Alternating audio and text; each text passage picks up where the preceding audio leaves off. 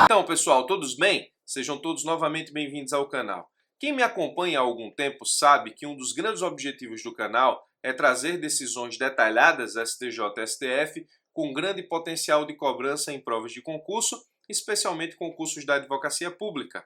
Afinal de contas, eu sou advogado público e professor que acompanha pessoas que estudam para os concursos de procuradoria. Na minha caçada diária sobre decisões importantes que podem estar na tua prova, eu me deparo com temas do momento, ou seja, que estão na pauta do dia STJ e STF, e também me deparo com temas que, embora ainda não tenham chegado nesse estágio, têm tudo para chegar. São temas importantíssimos que nós podemos nos dar ao luxo de acompanhar desde o nascedouro a discussão até o momento em que eles cheguem nas instâncias de superposição da jurisprudência principal do país, ou seja, STJ, STF, a fim de que nós possamos entender a construção dos argumentos desde o nascedouro, a fim de que possamos enfrentar melhor nossas provas de concurso, objetivas, subjetivas ou provas orais. Um dos grandes desafios de quem estuda para concurso é saber exatamente o que prestar atenção e o que descartar. Se antigamente você não tinha tanta informação para estudar, antes efetivamente do estudo pela internet, hoje em dia a coisa muda de conversa. Você está mergulhado no mar de informação e é uma virtude e um grande desafio saber exatamente o que você vai privilegiar em termos de estudo e o que você vai descartar, ou seja, quais são as informações que você descarta e quais são as informações a partir das quais você constrói todo o entendimento jurídico necessário ao enfrentamento de provas. Então, vamos, portanto, analisar uma decisão do TJ de Minas Gerais sobre o tema improbidade administrativa, que é um tema clássico e que sempre está nos concursos públicos, especialmente concursos da advocacia pública, uma discussão que tem tudo para chegar no STJ, já chegou ao Supremo, embora não exista decisão ainda sobre o tema. Improbidade administrativa, direito administrativo, nós vamos discutir sobre a possibilidade ou não de se firmar acordos nas ações de improbidade. Preste bastante atenção, porque esse é um dos grandes temas do segundo semestre em Direito Administrativo e que muito provavelmente vai começar a ser cobrado em provas, haja vista toda a discussão da comunidade jurídica sobre o tema. Já existe um vídeo aqui no canal discutindo exatamente sobre algumas questões que estão sendo levantadas em comissões no Congresso Nacional que estudam a possibilidade de reformar, atualizar a Lei de Improbidade Administrativa. Nesse outro vídeo, eu tratei com os senhores e senhoras justamente a tentativa de retirar a imposição legal que não permite a celebração de acordos na LIA e, consequentemente, retirar a possibilidade do manejo da ação de improbidade pela advocacia pública. Vamos entender melhor analisando o artigo 17, parágrafo único da Lei 8429, que é a Lei de Improbidade Administrativa, que é justamente o objeto de discussão agora nesse vídeo. O artigo 17 diz o seguinte: a ação principal, que terá o rito ordinário, será proposta pelo Ministério Público ou pela pessoa jurídica interessada dentro de 30 dias da efetivação da medida cautelar. Então, a ação principal, que é a ação de improbidade, vai ser proposta pelo MP ou pela pessoa jurídica interessada. Perceba que a advocacia pública, representando os entes personificados federados, possui, portanto, a possibilidade do manejo da ação de improbidade. O parágrafo 1º que nos interessa diz o seguinte: é vedada a transação, acordo ou conciliação nas ações de que trata o caput. Essa disposição é válida. Embora a medida provisória 703 de 2015 tenha retirado a vigência desse parágrafo 1º por algum momento, o fato dela não ter sido transformada em lei trouxe novamente a impossibilidade da realização de acordo, conciliação ou transação nas ações de improbidade. Então preste muita atenção nisso. Nós temos hoje uma impossibilidade legal de realização de acordo, transação ou conciliação nas ações de improbidade. O Congresso Nacional estuda por algumas comissões a possibilidade de retirar essa vedação e alguns juristas querem, para que essa vedação seja retirada, ou seja, para que seja possível a realização de acordo ou transação nas ações de improbidade, querem retirar a legitimidade da Fazenda Pública ou das pessoas jurídicas interessadas, entes federados, para o manejo da ação de improbidade. Já tem um vídeo sobre isso, dizendo o que eu penso, a não concordância sobre isso e as razões. Eu não vou repetir para que esse vídeo atual não fique longo. O Supremo Tribunal Federal tem um ADI, a ADI 5980, que discute a constitucionalidade justamente do parágrafo único do artigo 17 da Lei 8429. O problema é que essa ADI está conclusa desde agosto de 2018 ao ministro Celso de Mello e nós não temos nenhuma decisão, nem medida cautelar, nem decisão de mérito nessa ADI. Temos que aguardar. Então, no Supremo Tribunal Federal, a discussão está pausada. Existe a discussão sobre a constitucionalidade do parágrafo 1º do artigo 17, mas não há nenhuma decisão, embora exista lá a ADI. Então, a qualquer momento, o Supremo Tribunal Federal pode entender constitucional ou inconstitucional o parágrafo 1º do artigo 17. A decisão que eu quero trazer à discussão, ela é oriunda do TJ de Minas Gerais. O TJ de Minas Gerais homologou um acordo extrajudicial cujo objeto é um ato de improbidade. E aqui eu quero que você preste bastante atenção. A LIA impossibilita a realização de acordo nas ações de improbidade. Presume-se, portanto, nesse caso, uma ação em curso. O TJ homologou um acordo extrajudicial, portanto, não estamos diante de uma ação judicial, mas o objetivo do acordo diz respeito, ou nesse caso, o seu núcleo, diz respeito a um ato de improbidade praticado por um vereador.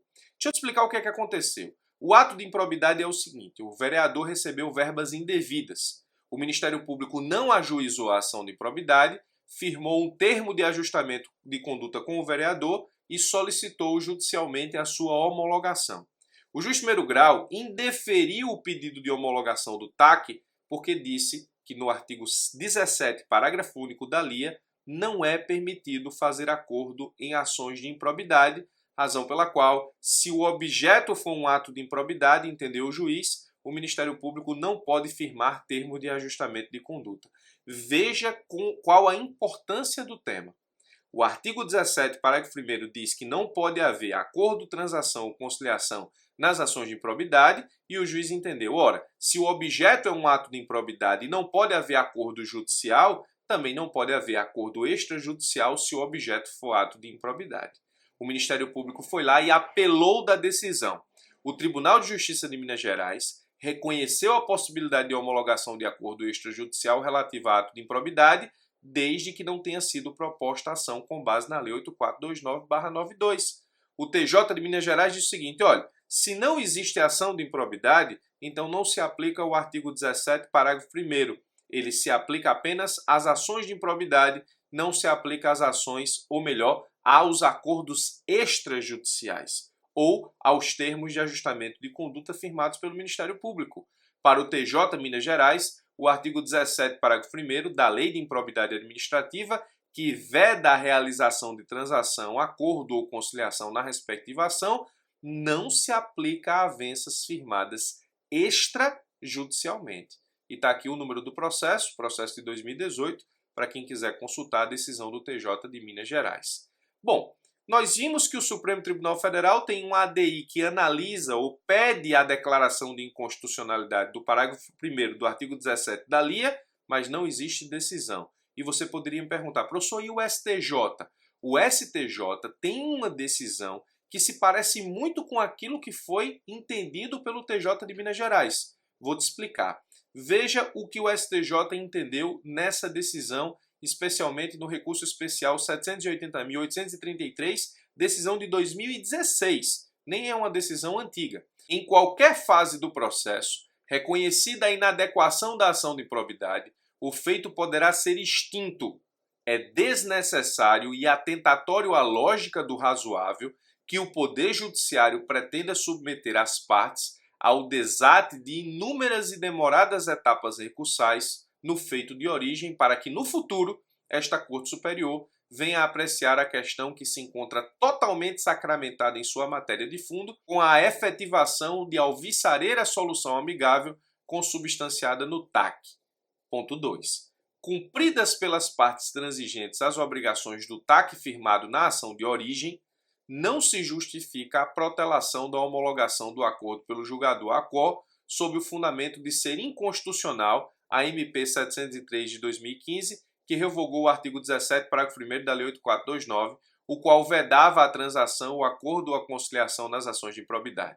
Nesse caso, ademais, deve ser assinalado que o Estado do Mato Grosso apresentou postulação escrita, anuindo expressamente com o pedido de extinção da ACP por improbidade. ressaltando que a assinatura do TAC satisfez as pretensões dos pedidos formulados. Tudo bem que a decisão aqui discutia justamente sobre a constitucionalidade ou não da medida provisória que cancelou na lei de improbidade a possibilidade ou a impossibilidade, melhor dizendo, da realização de acordo, transação ou conciliação. Mas aqui nós temos uma decisão do STJ que entendeu o seguinte, se existe termo de ajustamento de conduta firmado entre as partes para dar solução ao litígio que envolva ato de improbidade, nós temos que, nesse caso específico, acabar com a ação de improbidade no caso concreto. A decisão do STJ se parece muito com a ideia apresentada pelo Ministério Público de Minas Gerais, que apelou da decisão do juiz de primeiro grau, e a decisão do TJ de Minas Gerais. Então, se você me perguntar qual é a ideia em termos da possibilidade ou não da realização de acordo, transação, conciliação nas ações de improbidade na visão da advocacia pública, eu vou te dizer que entendo que a advocacia pública não será contra a possibilidade de realização de acordo, transação, conciliação nas ações de improbidade, mas ela, nesse caso, será realmente contrária à ideia da retirada da legitimidade da fazenda pública, ou melhor, da representação dos entes das pessoas jurídicas interessadas para o manejo da ação de improbidade. E no que diz respeito ao que entendeu aqui o TJ de Minas Gerais, ele entendeu que não se aplica o artigo 17, parágrafo 1º, aos termos de ajustamento de conduta às ações extrajudiciais tomadas pelo Ministério Público para resolver o litígio antes do ajuizamento da ação de improbidade. Então entendeu o TJ Minas Gerais o seguinte: não ajuizada a ação de improbidade, o Ministério Público fica livre para afirmar termo de ajustamento de conduta, mesmo que o objeto seja ato de improbidade. Professor, essa decisão vai prevalecer no STJ? Não dá para dizer. Nós temos um precedente do STJ que parece dizer a mesma coisa, mas somente uma decisão do STJ, a partir dessa decisão do TJ de Minas Gerais, vai, nesse caso, estabelecer a possibilidade ou não da afirmação de TAC pelo Ministério Público quando o objeto for improbidade antes do ajuizamento da ação de improbidade. Temos que ficar acompanhando o tema, tanto a ADI 5980 quanto possível recurso especial no processo do TJ de Minas Gerais, para sabermos o que a jurisprudência de superposição vai pensar a respeito quando esse tema chegar lá em cima, e vai chegar porque o tema é palpitante, tem muita discussão jurídica sobre ele e muito provavelmente será um dos grandes temas das próximas provas, inclusive da advocacia pública. Eu sou Birajara Casado. Se você quiser continuar recebendo vídeos como esse, assina o canal, clica no sino que tem aqui embaixo. Todas as vezes que eu subir conteúdo novo, você vai ser notificado por e-mail e também pelo celular. Forte abraço e até os nossos próximos vídeos.